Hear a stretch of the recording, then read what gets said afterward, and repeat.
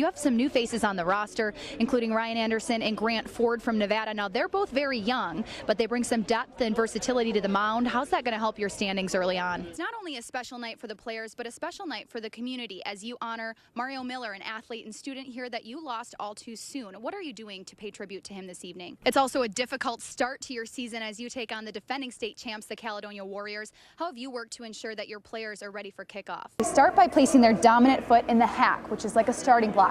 Their opposing foot is then placed onto a slider. They grab their broom and the stone, ensuring that their thumb is always placed out. They then lock their elbow, keeping that straight. They move forward, come back slightly, raising their hips, pushing off their dominant foot, and gently letting go of the stone. From primarily here in La Crosse, but around the state, in addition to 15 athletic training students from here at UW La Crosse, ready for anything. It was a great day for football. The Badgers, not a big offensive game, not super exciting, but they pulled away with the win nonetheless. The road to the Super Bowl 52 begins at home. The Packers will open the 2017 season at Lambeau against the Seattle Seahawks. The Packers haven't opened at home since 2012.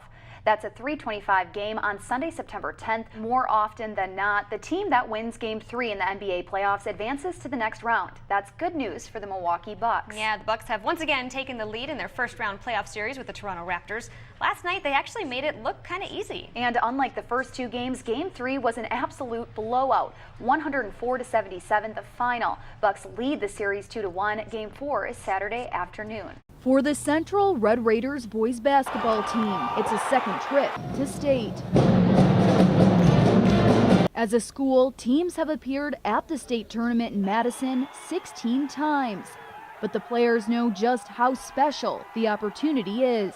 Most people never play in a state title game, and it's something that we'll always remember throughout our entire lives, and I just want to thank our coaches for getting us prepared to make it to state 2 times in a row. An even more unique experience for the 7 seniors who have played together since they were little. These guys have worked their tails off. See them grow together, both on and off the court, in the classroom, in the community. It's just really a blessing to be a part of that all these years. The exciting atmosphere in the gym turned somber when activities director Joe Barron shared the story of Barneveld sophomore Malcolm Reed, who lost his mom following their Division 5 sectional championship game. I think everyone, knows that you need to keep life in perspective. You just never know what's going to happen day to day. You need to learn to celebrate when it's the right time to celebrate and take advantage of your opportunities, but just always know that it can end in a hurry. Rallying together at their own send-off to show their support for an athlete,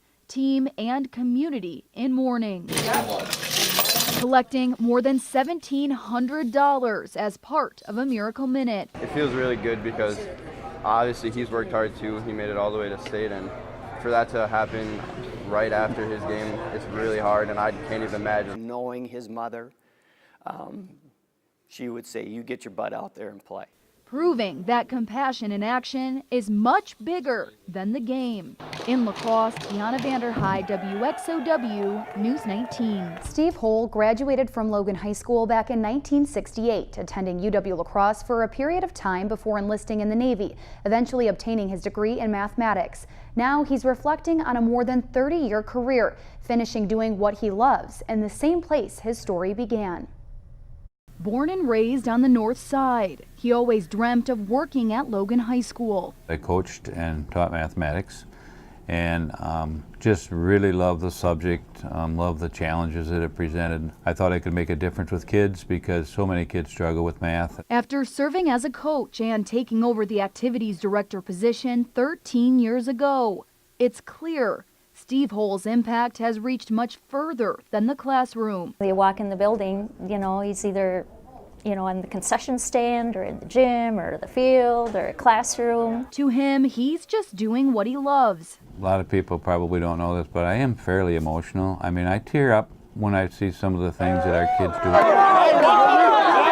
I can't put into words how special it is to watch our kids excel at something or do well at something, and if I see where they are when they start and where they become and how they handle that success, how they handle the failures when they're not quite as successful. All of those things are so rewarding that there's no words to describe them. But in the eyes of his colleagues and students, He's an irreplaceable support figure. He's this umbrella guy, and everything underneath it, happens because he's up there and promoting this Logan family, and it just helps everything fall into place. I just hope that he knows how much that he's changed our lives, that he's touched a lot of us on a deeper level than I think he knows. I'm so grateful to have had him for my whole 4 years. Thank you.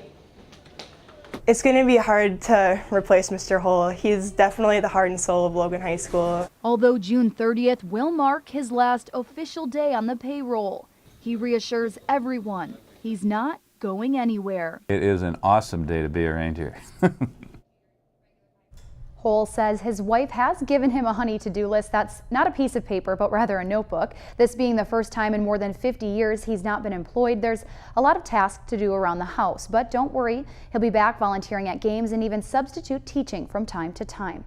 12-year-old Drake Cumlin is your average 7th grader who loves the Brewers and basketball. I like being with my friends and playing with them. But while out for a run, things changed quickly. He was at a friend's and he kind of noticed a lump. When he came home, we checked it. It didn't look normal to me, so we got him in to have it checked. And at first they thought it may have been a hernia. That initial assumption was proven wrong, so the tests continued. He also developed a fever and he wasn't feeling well. So, that's kind of when we knew that it was more. Drake was diagnosed with stage 3 anaplastic large cell lymphoma in October. Luckily, it's one of those cancers that is very treatable. During that same time of his diagnosis, we went through the horrible flooding and our driveway was washed out and, our road was washed out and we had neighbors, nearby that came to our help. Now, students and staff at DeSoto Middle and High School are helping too,